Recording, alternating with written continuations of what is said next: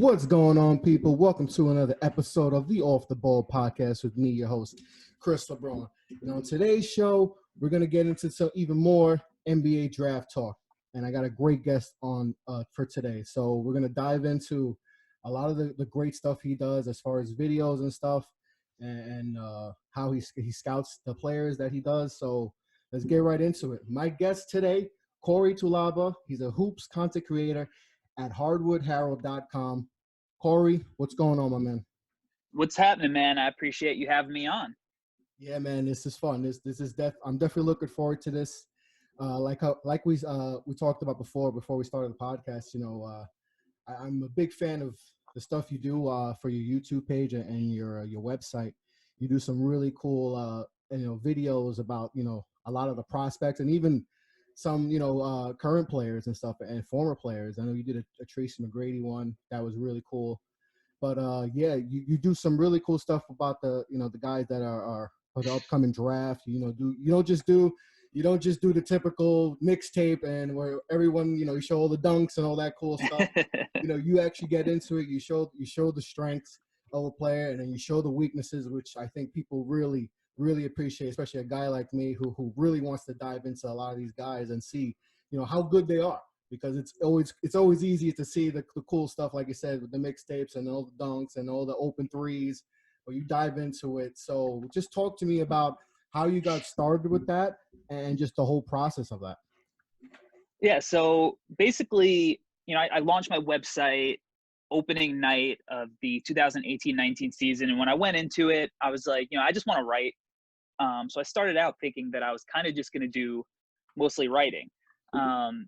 And then coming up to the draft last season, and I'm a Bulls fan. I'm a born and bred New Yorker, but I'm a Bulls fan. So, Okay. The Bulls have been the Bulls have been bad lately.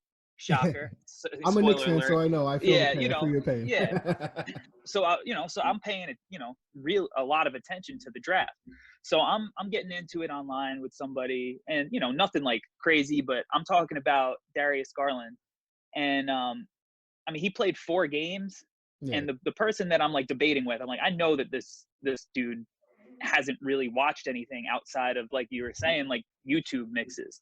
And I was saying that, what he showed in college was encouraging.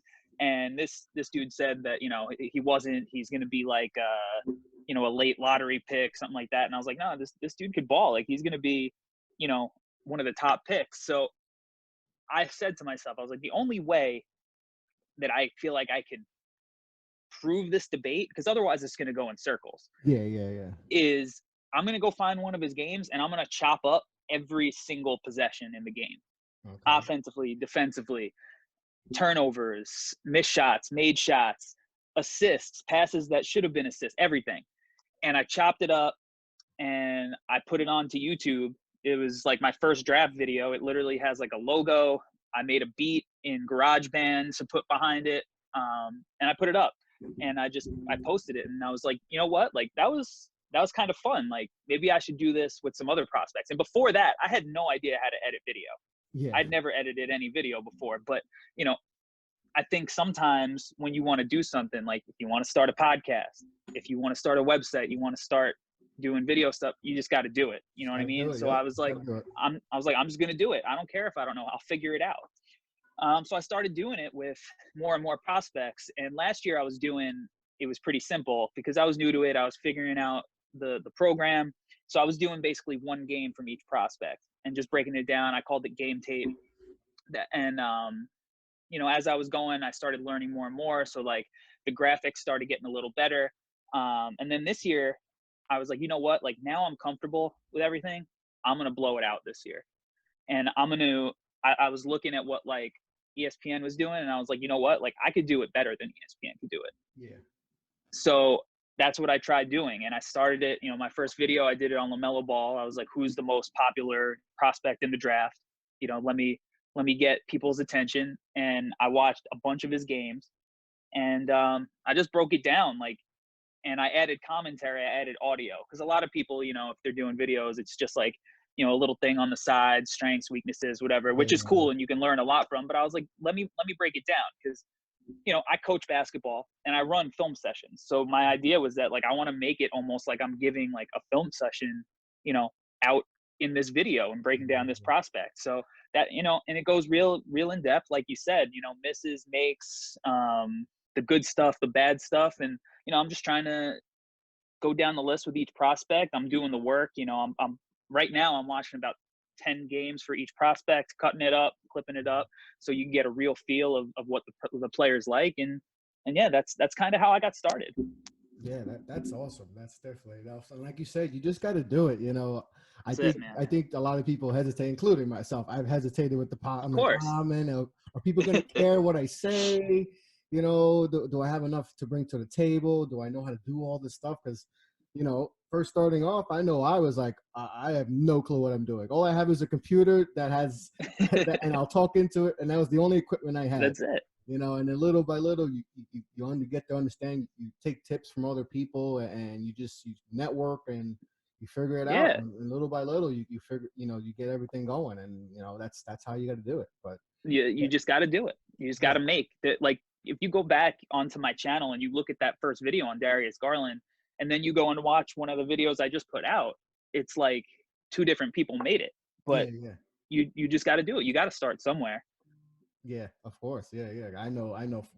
Beginning of my podcast, I'm like, okay, that was okay. I wouldn't have done that. That was, and then now, okay, you get everything going. You get stuff ready. You prepared. For the podcast, and then you get to do the editing, and you figure all that stuff out as time goes, and then it gets easier. Because you first look, I see your videos, I'm like, I have no clue how to even try to do that. Attempt to do that, but I know, okay, maybe with time I can find it, piece it up a little bit. So, but yeah, your stuff you do is really good. And so, how many prospects are you looking at right now that you're evaluating? I have done just about, I want to 7 or 8 so far. I'm finishing up my video on Killian Hayes as we speak. That's my guy. Yeah, that should be out in the next couple of days. I just finished watching all his film. I cut everything up. I'm like halfway through the video editing process, and I'll write a script up, and it'll be up in the next couple of days. So I think I've done like 7 or 8, because like I said, I'm watching like a lot, like 10 games each. Yeah. For each prospect. So, and I'm going back and forth. I'm going to clip it up. So it's it's pretty time consuming to break down each dude, and I'm trying to do it the right way, to turn a bad situation into a good situation with everything going on in the world. I've got more time now than ever. So, and, we don't know when the draft is. We think it's probably going to be pushed back to August from everything that's around. So that's even more time. So I'm going to try to get as many guys as I can.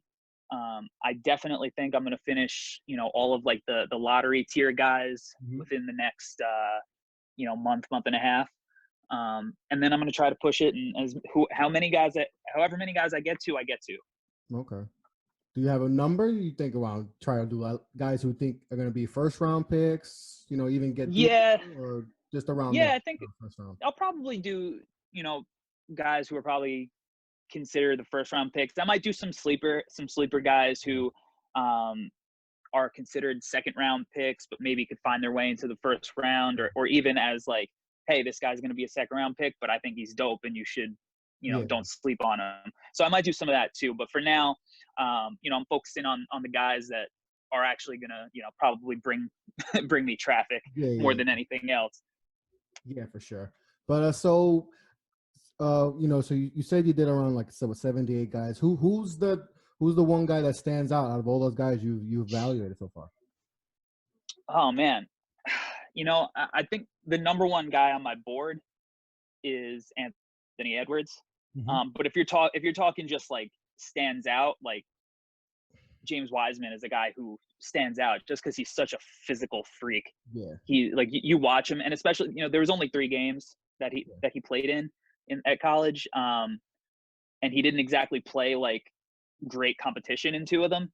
So you look at him, you're like, how is this dude playing in this game? Like, he's not even, he looks like, he should be playing in a different level. It looks like a younger, like an older kid playing in a younger kids league.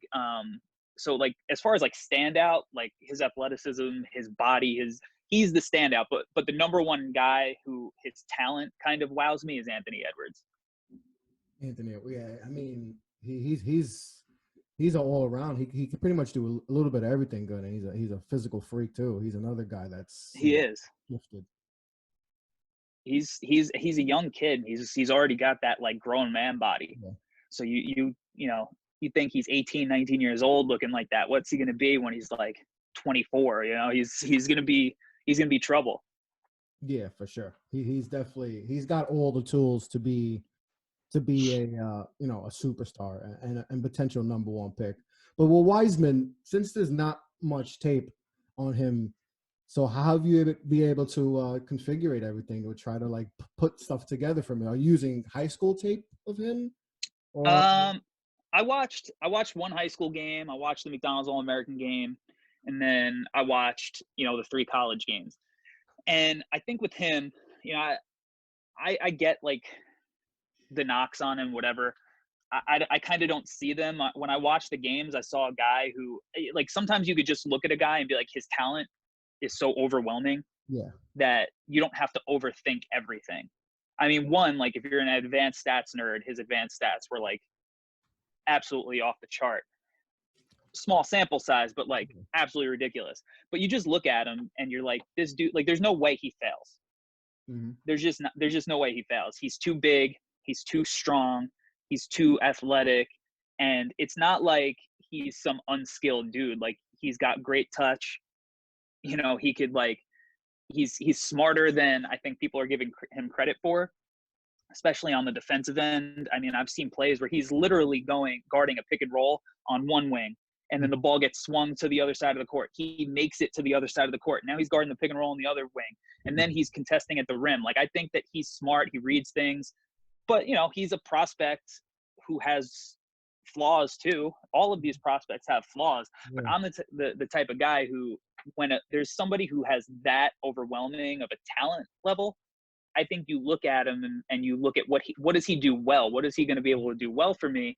And then we could work with the flaws. And I think he's the type of guy that has that overwhelming amount of talent. And I know that that's maybe not necessarily a popular opinion right now, because I'll look at some of the mocks and he's 7, 8, something like that. And in a normal year, I don't see under any circumstance how that he would drop that far, especially once he got into like a workout or the combine. Yeah. Like, he would have killed the combine. He would absolutely do the combine. And once you were able to see like how overwhelmingly physical and athletic he was, like, if in a private workout or something, like, GMs would fall in love. Now, we don't know if GMs are going to get the chance to do that, so maybe he does drop. But I think that there's a reason he was so highly touted and what he showed in those 3 games, and it's not like it was his fault that that's what the schedule was.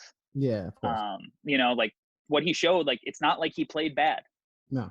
Like he showed out. So I'm pretty high on him, maybe more so than some other people. But it's hard to really grade that, I guess, based on the talent. But I think sometimes you just got to use the eye test. Yeah. I mean, it's so hard to evaluate 18, 19-year-olds that are just coming off playing high school ball, big time. Yeah, because, how can you evaluate a kid that's playing against, when you're playing in high school and stuff, and he only played a couple games of college, you're not playing against pros and stuff, but you just look at him and you're like, he's got it. We just got to figure a way to develop him the right way, and I think that's the biggest thing is, development and going to the right team that's going to develop him well, and use his. Yeah, absolutely. And add a little thing. Because if you go to the wrong team, it can ruin you a little bit. We saw that with Victor Oladipo. Like, he's in Orlando, doesn't really, he's okay there. Then goes to OKC. Then he's like, okay, he's gonna, he wasn't worthy of the second pick. Then he goes to Indiana, and we see him take off and be an all-star. Right. So it's just so hard to really evaluate these guys so young. Just playing, for some of these guys, 20 to 30 games of college ball and go off some high school film. And to your point, I think this draft specifically, fit is going to be so important for these players and where they end up. in what kind of situation they're going to go into to develop the right way. I think this draft, more so than a lot of other drafts, is very much like that, where if a player goes into one situation, you're going to see the high end of them. And if they go into another situation, you might see the low end. Yeah. So, I couldn't agree more with you on that. Yeah. Yeah. And one guy in particular, LaMelo, what's your thoughts on LaMelo? I mean, I know a lot of mock drafts have mocked him to New York, and I love his offensive talent. Don't get me wrong, but defensively scares the living heck out of me. And it should. Everything else, as far as he's already has all the fame, he's had money, glory, and all this, the big baller brand, all that stuff. Yep. He's already had it all. So he's not your typical prospect where he's coming in with a chip on his shoulder and has that, all right, I just want to be great. He's already had, he's already been shown as to being great and had all this success. I feel like he's really 25 and not 18, 19 years old. Feels like he's been forever. He's been in the spotlight for so long. When going back to Chino Hills and playing with his brothers and stuff until now in Australia. What's your thoughts on him? Because I know personally with the Knicks, he's scared. It scares me, the whole bringing him to New York and his father. I know he's been LeVar. It's inevitable. It's inevitable, especially that he wants them to come. He wants all of them to come to New York. He was on TNT. And so, what's your thoughts on LaMelo? Look, I don't blame you for being scared. He's kind of like a child actor. Yeah. He's been in the spotlight for so long. His dad's the crazy parent manager, and if once a child actor gets a little bit of success, they start getting older, they get put in the wrong situation, they start going off the rails, and that that could happen, right? That scares me, man. It scares me. I'm scared of him too. And now I think a lot of really smart talent evaluators have him, at the top of the draft, like number 1, 2, number 2, 1, 2, 3. Yeah, ESPN has him. So there's, a lot of people who are buying.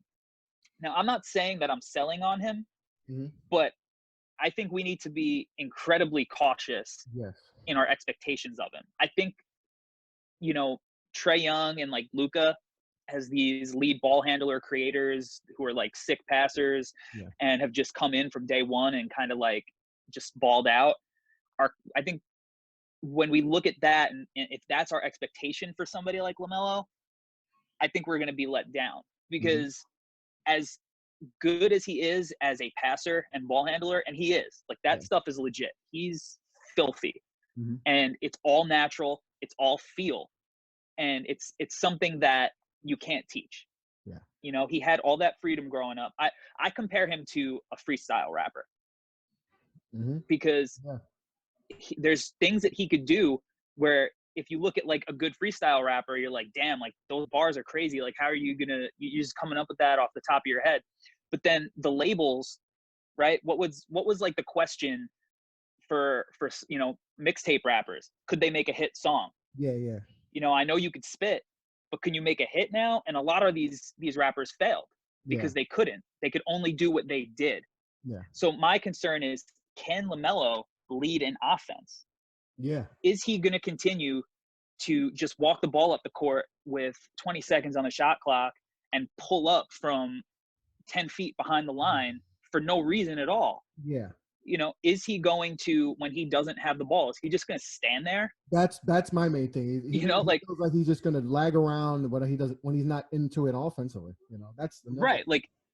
So, and if you're a team, right? Let's say the Cavs draft him, just as an example. So they just drafted Darius Garland. They just drafted Colin Sexton, and now they're going to draft LaMelo. And you go, well, you know what? LaMelo's 6'7", 6'8". Maybe he's still growing. Maybe we could play him at small forward or something, right? Yeah, that's fine. Well, what is he going to do when he doesn't have the ball in his hands? All three of those guys need the ball in his hands, so they're all going to be hurt in that scenario. Yeah. And if you're drafting him, you're giving him the keys. You're giving him the keys to the car, and I don't know if I'm ready to give him the keys to that car, because what I see out of him on offense is a kid who doesn't really know how to play the game in a team aspect. Yes. He'll run a pick and roll. From a Knicks perspective, he would be ridiculous with Mitchell Robinson in the pick and roll. Yeah. Like Mitchell Robinson might shoot 90% with him at point guard because he's going to find him in situations that you're like, how the hell did he get that pass to him?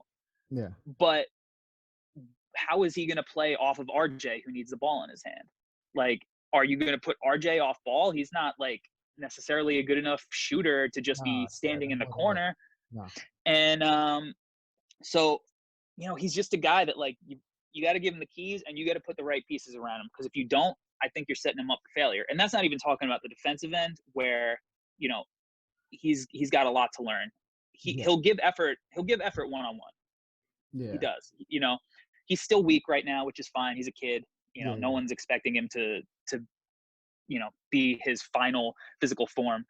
But off ball, he's pretty clueless there. He just doesn't understand. And then it's hard. And you have to wonder, is he going to be in the film room grinding away for hours and hours every day?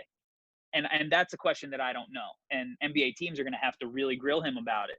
Now, if you watch his interview with Mike Schmitz, where they broke down their film together, I didn't leave that with a great impression.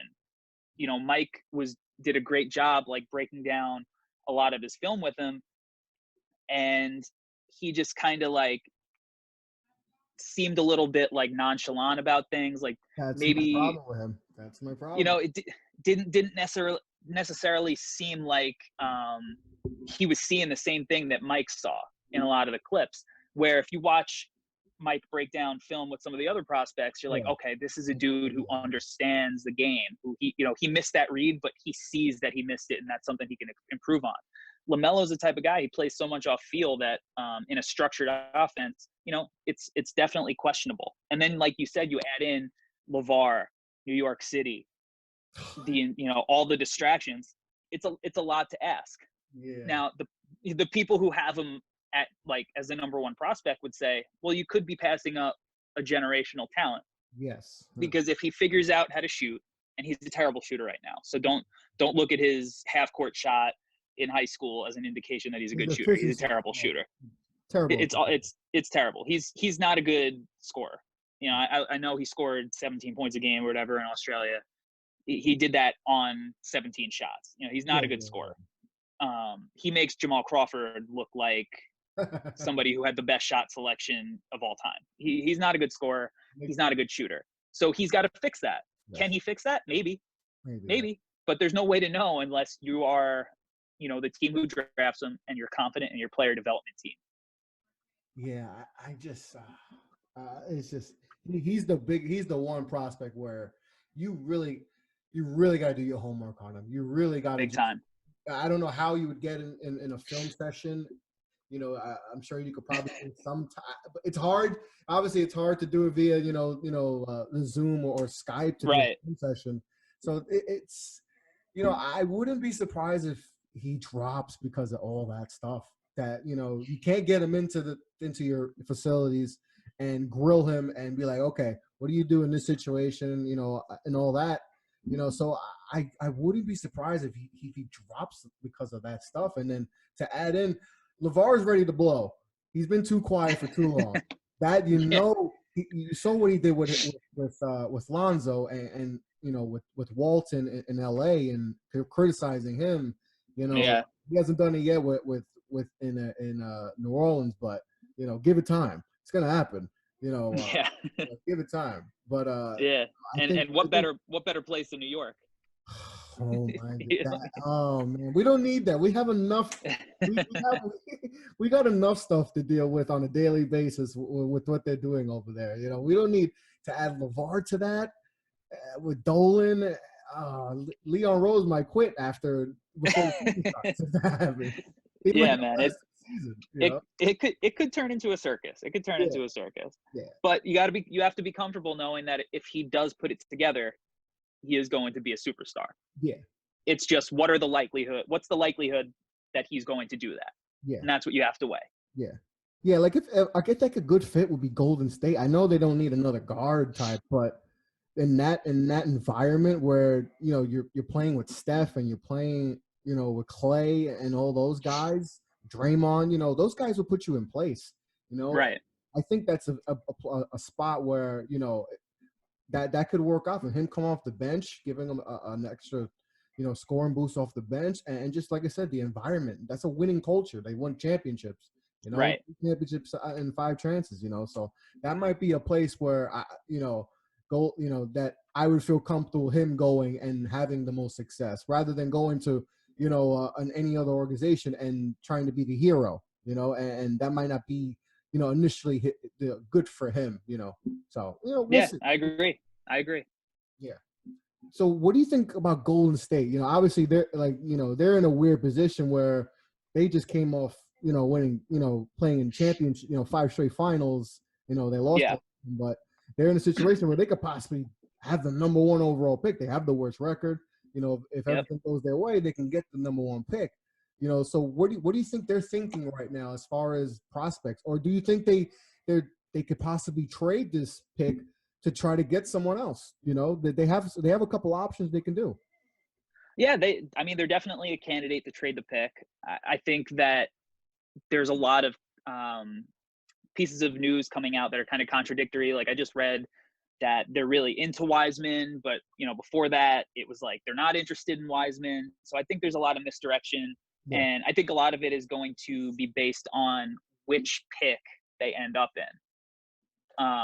Because you know, if they get the first pick and they actually do really like one of the prospects, like you're going to get somebody who is potentially an all-star, or if everything broke right, like an all NBA level player on a rookie contract. Yeah. And a team that has so much salary wrapped up in 3 guys, you need like cheap contracts to go and complement that. So keeping the pick might be a smart move. But you know, they have, you know, even though they're in the first spot, they basically have a 50-50 shot of moving all the way back to 5. Yeah. You know, I think the odds are like 48, 49% that they're going to end up with the 5th pick. Mm-hmm. So if they get to the 5th pick and all of the guys that they liked are off the board, maybe they're more inclined to move that pick. Yeah. So it's going to, draft position, I think, is going to really say a lot about what they do. As far as fits, I think they're a team that kind of can fit in most of these top guys. Yeah.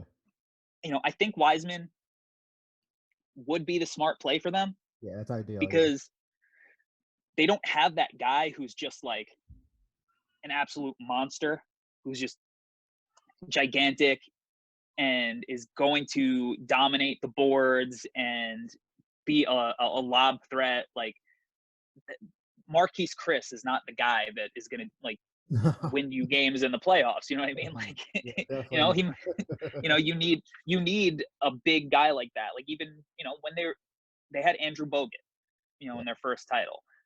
You know, it's not like they don't have any experience playing with big guys, even though we look at them as a team that's like, oh, they're the small ball team. Like they still needed big guys.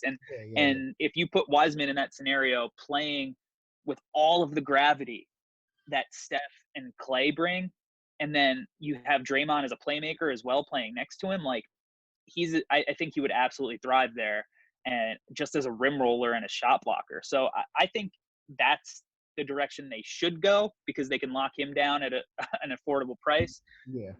But you know, if they end up moving back, like I could also see Obi Toppin or Denny Avdia. I could see that too because either one, Denny would have you know, perfect for that. Denny could slide right in, play behind Andrew Wiggins, come in off the bench, be a little playmaker. He'll move the ball, push the pace, you know, play smart team defense right away. So knock down open shots. Yeah. I could see, you know, him being a guy that they like just based on play style. Yeah. So they have options. Yeah, for sure. I mean, like you said, you know, Wiseman I think that would be, you know, no pun intended, the wise pick there, you know. Yeah. You know, I think I did do it on purpose. But that would be a perfect fit, you know, a big man that can move around and stuff. And like you said, people assume you think Warriors, you think small ball, you know, you think, you know, Draymond's the big man. When Right. essentially, you know, Looney was a big part of those teams, you know. Big time. You know, was a big part of those things. Like I said, Bogut in the first couple the first couple years when they were winning championships was a big part. You know, so they've had, you know, guys who could set screens like that. Bogut was good at screen, and he was a tremendous passer too. People forget. Oh, tremendous. Tremendous passer, you know. So much fun to watch as a passer. Yeah. So he fit perfectly. So, you know, Wiseman or you know, Wiseman would be good. You know, Denny would be good as far as a scorer off the bench. You know, you said they got Wiggins also. So, you know, I don't know if they're going to keep Wiggins or not, but, you know, if they don't keep him and they try to trade like they did with D'Lo, they, you know, flip him to get some picks or whatever. Yeah. You know, as far as, because he also has a big cap, you know, they got so much salary on that team. There's no way they could keep all that salary and not go over the tax or whatever, you know. That's why they need these cheap contracts that could play. So I could see them unloading Wiggins, and then, you know, if Denny's, you know, so, you know, like I said, if they do drop to 4 or 5 and their guys not there, I could definitely see them try trading the pick, move down or something. But you know, they're definitely in an interesting spot for sure. But let's talk about your Bulls, your Chicago Bulls. You know, a lot of stuff's happened lately. You know, not just the documentary. Obviously, we got the doc going on. You know, I'm sure you're really excited about that. But let's get into man, it's the best. Yeah, it's really been a tremendous doc for sure. Just a lot of things that I think there's things we knew about. You know, a lot of things we knew, but like there's things we didn't know. The lead up to what happened is kind of crazy with that whole documentary. It's just been absolutely superb. And now the next 2 episodes, I know they're going to feature the Knicks and Bulls, so I'm excited about that. You know, because you guys cost us a lot of championships, you know, so that, you know, that's going to bring back a painful memory. But let's go to the, you know, all the changes they made in the front office and stuff. What's your thoughts on just, you know, how they approach the draft and just all the changes they've made? Yeah, I'm super excited that, you know, they finally changed things up. I'm not one of those guys that was like, fire John Paxson, because I thought that he's done you know, in comparison to a lot of the teams in this league, I think he's done a very good job for a long time. He lucked into some things and got really unlucky with other things. And then the last couple of years, I kind of saw the direction that he was taking the team. I'm not happy about the coaching situation. I think that was his biggest blunder the last couple of years. And I think maybe if we had a better coach, things would be looking a little bit differently. But, you know, I do think it was time to make a change, because he does seem like he was being pretty loyal to the coach. And the players they're not going to develop under Boylen. He's just not, I don't think he's an NBA head coach. Maybe he's a great assistant coach. He's been an assistant coach for a really long time for a lot of really great coaches. But they're 2 different jobs. And I think sometimes you get to that big chair, it could be a little overwhelming, and the things that you planned on, maybe, you know, they aren't working out the way that you wanted them to. And are you the type of person that can be humbled by that and change your strategy, or are you so hard-headed that you need to do things your way? And I think he's the guy who needs to do things his way. So I'm really excited about the new management. I have no idea what direction they're going to take in the draft now, because traditionally the Bulls were a team that took guys who played for winning organization or winning colleges. You know, last year we took Kobe White out of North Carolina. The year before we took Wendell Carter out of Duke, and just all the way back through Paxson's first pick of Kirk Heinrich, who was, you know, playing in the finals, in the Final Fours for Kansas. So it's always been, you know, guys from strong colleges who have been in big games. This year with the new management, I really don't know what direction they're going to take. I think maybe they're going to be a team that is okay with taking more risks. You know, the guy, you know, their new president of basketball operations, who came over from Denver, you know, the last 2 years they took Michael Porter Jr. and Bol Bol, who were 2 guys who, you know, had injury risk and question marks. So it shows that maybe, you know, they're more willing to take guys that have those question marks. So I'm excited, but I'm cautiously optimistic, but I have no idea what kind of player they're looking for, because, you know, we have nothing to, you know, mark it up against. Yeah, and you know, it's gonna be interesting to see, because obviously, you know, draft and uncertainty of, you know, there's not gonna be no combine stuff, so it's gonna be, we don't know what direction they're gonna go. But, you know, it seems like, you got some solid players. You got Levine, you got Kobe White, Wendell Carter. Do you like the players they have, and you think they can take the next level with the current roster, or do you think they have to kind of shift a couple things to be competitive? I do like most of the players that they have, like that are the players you think of that are going to, hopefully contribute to winning basketball. I still love Lauri Markkanen, even though he took a step back. I couldn't stand how he was used in the offense this year. I really like Wendell Carter Jr. I'm still a Zach LaVine truther. I'm well aware of his flaws. Yeah. So it's not like I don't think he's going to be a superstar, but he's making $19 million, scoring 26 points a game, and that's kind of a bargain right now. And Kobe White, the last 10 games or so before the season was canceled, showed a tremendous amount of skills that were eye-opening to me, because I thought when we drafted Kobe White, I was like, all right, I'm fine with it. Like, he's okay. Like, he'll be fine. And for the most part, he was not that good this season, but he had a really solid post-All-Star break, which opened my eyes. But Zach LaVine and Kobe White are definitely not a duo that are going to fit in the backcourt. And I'm not married to any of the guys. I think whatever Karnisovas wants to do, I'm going to put my trust in him. And I think we're going to have to consolidate some pieces, and whoever that is that stays and goes, I'll ride with. And but I do like most of the pieces, and I even, Thad Young off the bench I liked. Satoransky was fine, but that's the type of player I expected him to be, just like a fine player who isn't going to necessarily help you too much, but also isn't going to hurt you. So I like some of the pieces. They need to be shuffled around, and hopefully with a new coach, some of the players that look disinterested and didn't show all that much are going to kind of push forward and develop more under whoever the new coach is going to hopefully be whenever the Bulls do let go of Jim Boylen. Oh, yeah, Jim Boylen was the coach of Charlotte, right? He was a Jordan, right? Am I correct? No, he. I think I'm the wrong coach. No. Yeah, no, that was maybe Steve Clifford. Clifford, yeah. I got that confused. Who's a Delphi guy, local guy, coach at Delphi. Yeah. But yeah, no, Jim Boylen, he actually was on Popovich's staff. Yeah. He was on what's his name staff from Michigan State. So he's Izzo? For Izzo. Like he's coached with some really, impressive coaches. But he's just not. He's just not it. He's not the guy. Wasn't there a situation where he wanted them to practice on Christmas Day? I don't even. He's got them do. He's got these guys doing like push-ups and suicides and like doing like.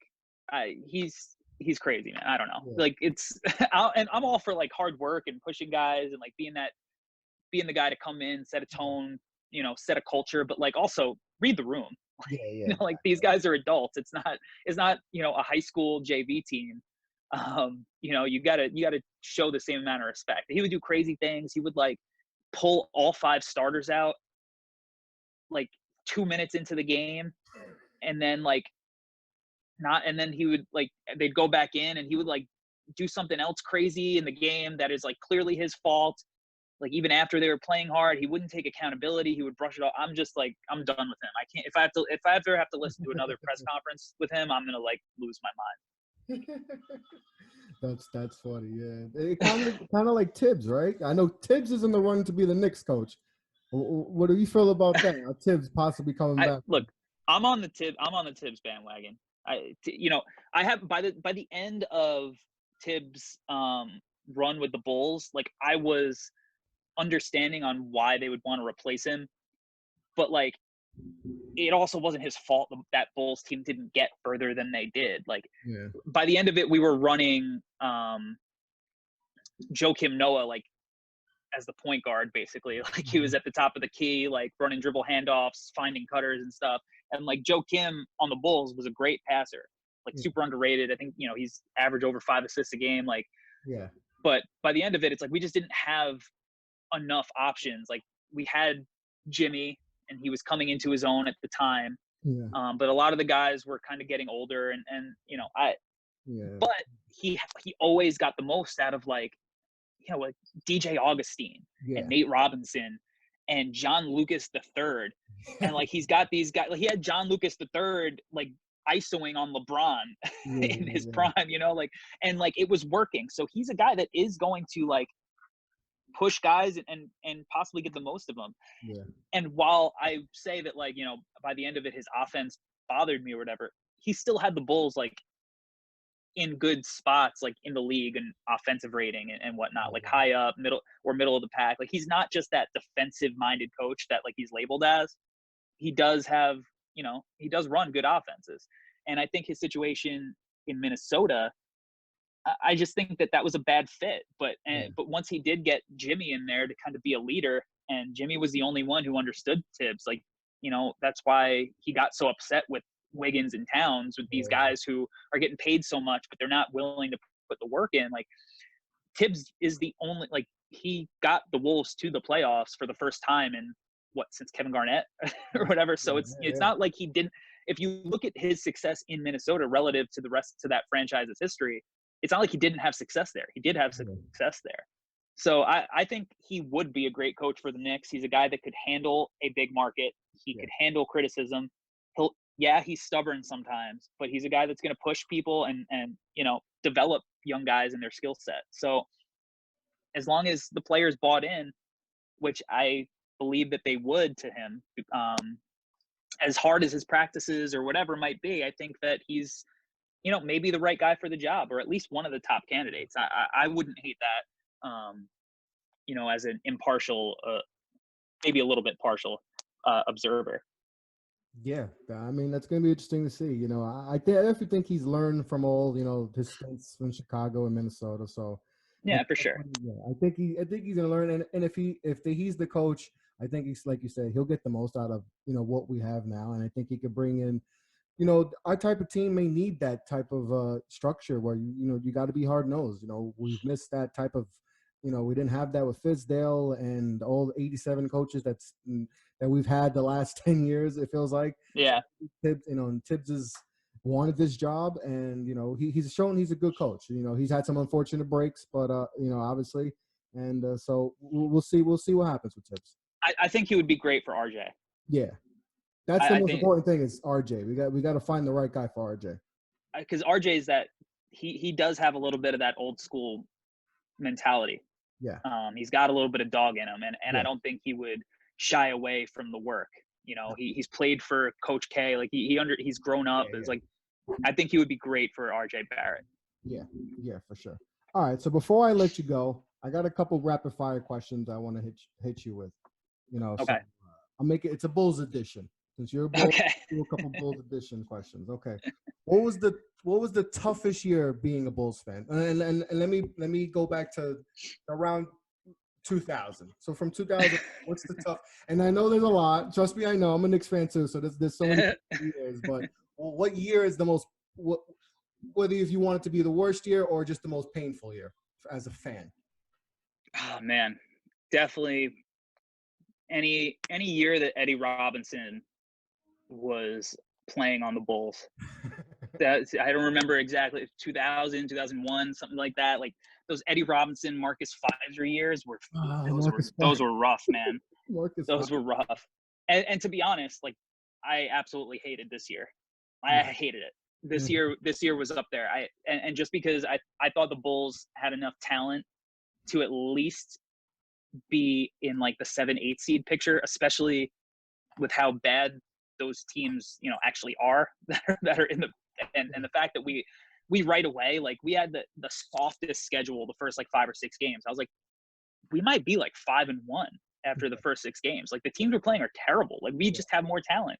And I don't remember, we lost, I think we were like 2-3 or something.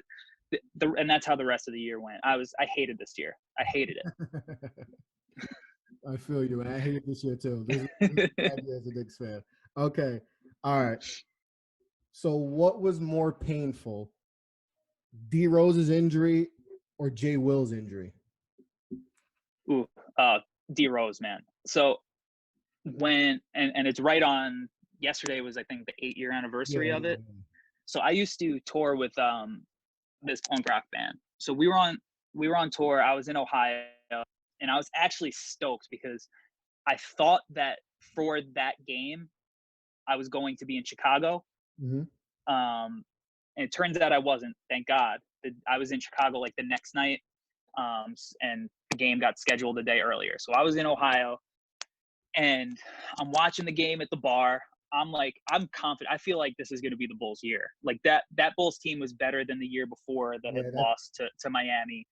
They were more confident. They just knew, how to win.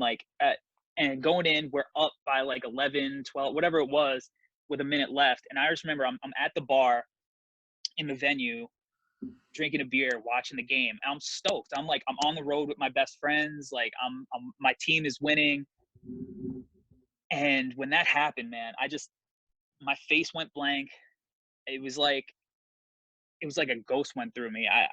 It was like, I've never felt anything like that with basketball, because it was just like, you knew right away. You knew it wasn't it wasn't a sprained ankle. You were just like, game one of the playoffs, and it's over. Like the whole year, like where you build up all this anticipation for like potentially being, at least having a rematch with Miami. Yeah. At least getting there. And you guys were the favorites. I don't know if you saw the Joe Kim Noah. He was on Barstool, a couple months ago. Oh, he talked about, he's like, that was our year. We were going to win it. Yeah. They were that I agree. good. They were that good. I agree. Now, I do have to say, like, I would have been nervous. Like, I know that OKC team wasn't ready. Mm-hmm. But I think the Bulls, like, even if they got past Miami, I do think the Bulls would have had trouble with the Thunder team, even if they were young. But I also definitely could have seen them winning the title that year. So definitely that year. I mean, with Jay Will, I look at that time, like, we drafted Kirk Heinrich right after that. And Kirk Heinrich is, I know it sounds weird, but he's my all-time favorite Chicago Bull, because that was like, outside of the Jordan years, he was like the starting point for when the Bulls turned it around. He was the first guy they drafted. And I feel like when I was playing back in the day, like, that's who I kind of resembled and played like. So I always had an affinity for him as just like a hard-nosed defender who can kind of hit some threes. So that kind of eased the feeling a little bit, as much as it sucks to lose a second, a number 2 overall pick like that. Definitely D Rose hurt more. Yeah, of course. I mean, D Rose, because that was a championship season. That was definitely a possible championship season for sure. I mean, number 1 seed, like you said, you're coming off the loss to Miami the year before, and now you got more confident. You're more confident. Everyone's playing at a high level, and then that injury happens, and it's like, just deflated. And you guys, you lose to the Sixers, and it's just and then he misses the whole next year. Then he comes back, gets hurt again, and then that's when all the injuries just started, coming out one after another. It felt like with him, and then you had some, he started getting a little healthy, but it just never got back to that level where you guys were that season or the previous year. No, and like in 2000, I want to say 13, like the Nate Robinson season that we had was actually one of my favorite Bulls teams ever. They just played with so much heart. Every night, when they played the Nets, they had that 7-game series with the Nets that they ended up winning. Joe Kim was like top 5 in MVP voting. Mm-hmm. That group was just so tight-knit. They had so much heart. They fought so hard, like playoffs, like Nate Robinson's throwing up in a bucket on, during one of the games because he's got the flu or food poisoning or something. Yeah. And I had a real attachment to that team. And we took the first game against Miami in the second round before they backdoor swept us. But, D Rose hurt. It did lead to, one of my favorite teams ever outside of that. But yeah, man, that was, and just what he meant to Chicago, the city of Chicago, like to have that happen is tough. That was a tough one. Yeah, I can imagine. But all right, so we'll end it with this one. Who's your favorite Chicago Bull outside of Michael Jordan, and who's your least favorite Chicago Bull? Kirk Heinrich is my favorite Chicago Bull. Just in general, I know it's crazy because Mike is the one who got me into basketball in general. But Kirk Heinrich's my favorite Chicago Bull outside of Jordan. And then my least favorite Chicago Bull. Is it's got to be Eddie Robinson. Eddie Robinson. It's got to be Eddie Robinson. He was, it's like, he's terrible. It was terrible to watch.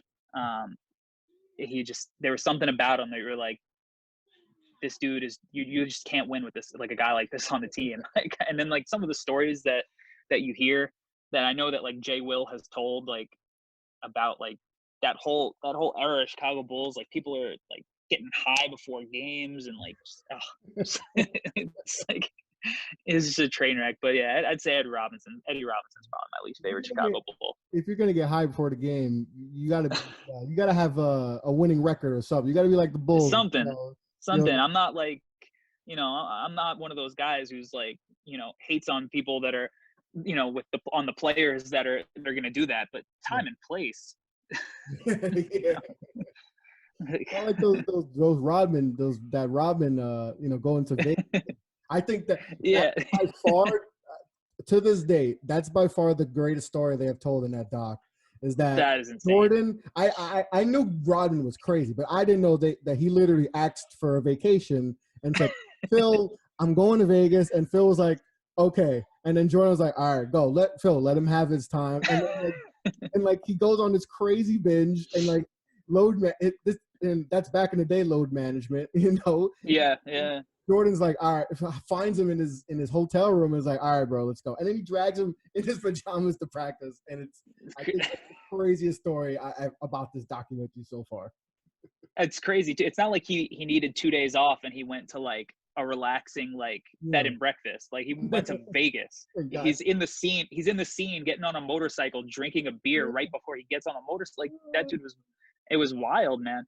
I knew that because if you read Phil Jackson's last book, 11 Rings, he tells some of these stories, and how he dealt with like Dennis and like they had like literally somebody whose job was to babysit him. Like that was like when he would go places, he would go with this dude. Like he was like his assistant, but he was his babysitter because he was unpredictable at that point. So that's crazy. Yeah, that story was crazy, man. Yeah, but it definitely makes me appreciate Phil Jackson even more as a head coach. So the fact that he did with all these, Scotty's upset about this and that. Yeah. Jordan is Jordan. Just a very high. It's a very alpha male person, and then dealing with Dennis, and also having Jerry Krause on your ass. This. Phil's legend, and I know people know that he's won championships and all that. But I think this is actually going to make Phil look. I know besides the disaster in New York with all that, but that's for a whole. That's a whole no pie. But I think people are going to appreciate the fact that Phil was able to bring this group together, and then also with LA too, with the Lakers too. So I think this is going to help Phil a lot. And that's an underrated thing about coaching, man, especially at this level. Like like I was saying about.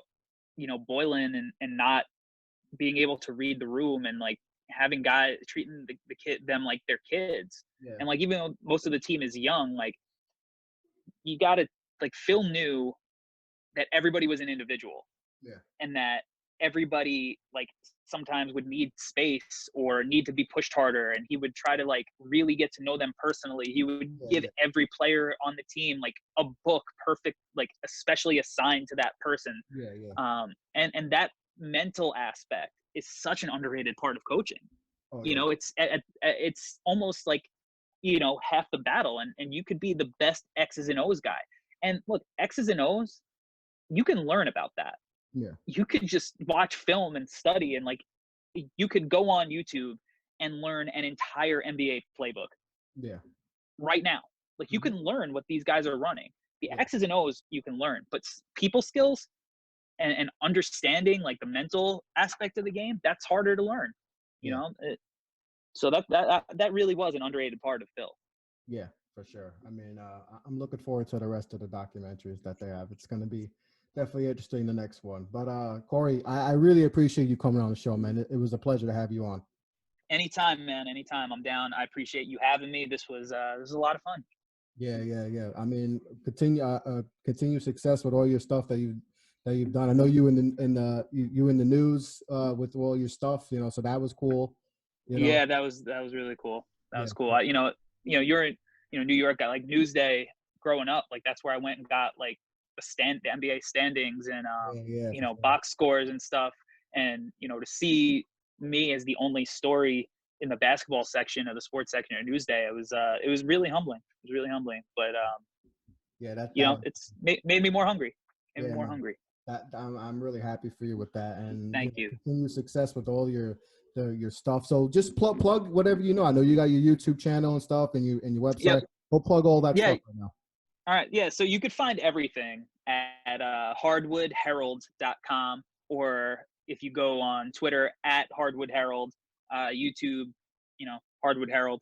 But you could find everything on my website. And I'm doing all my right now. I have all my really in-depth draft breakdowns. I'm gonna start adding my big board and some scouting reports on top of it, so you don't have if you don't have time to watch a 17-minute video on Tyrese Maxey, maybe you could read a scouting report. So I'll be adding stuff like that to the website.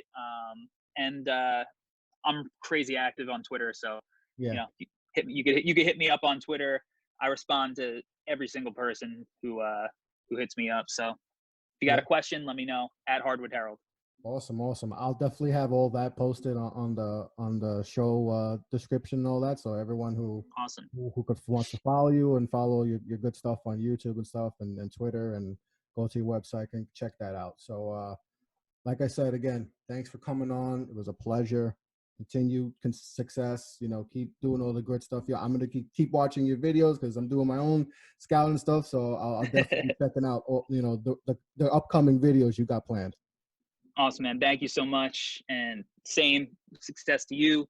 Keep going with the podcast. Yeah. Everybody rate it on iTunes and stuff. If you listen to it, make sure you rate it. Yeah. That's important for this stuff. Subscribe, rate, all that stuff. Yeah, all that good stuff. But you could guys, you can find the show. This is I'll probably have this show up later tonight. Go like the Off the Boat podcast is available on all platforms: Spotify, Google Podcasts, Apple Podcasts, all that good stuff. I have it on YouTube also. I've been working on fixing up my YouTube. You inspired me to work on my YouTube game, so I've stepped it up a little bit. I got a little not too crazy like yours, but I'm getting there. Like I said, a little time, I'll get there. That's it. It's just time. Yep. Yeah. So I've been working on that. Yep. I've been working on the YouTube stuff, so I'll have that posted. But once again, thank you for coming on, and be safe, man. Stay healthy and all that, and just take care, man. And talk to you guys soon. Peace.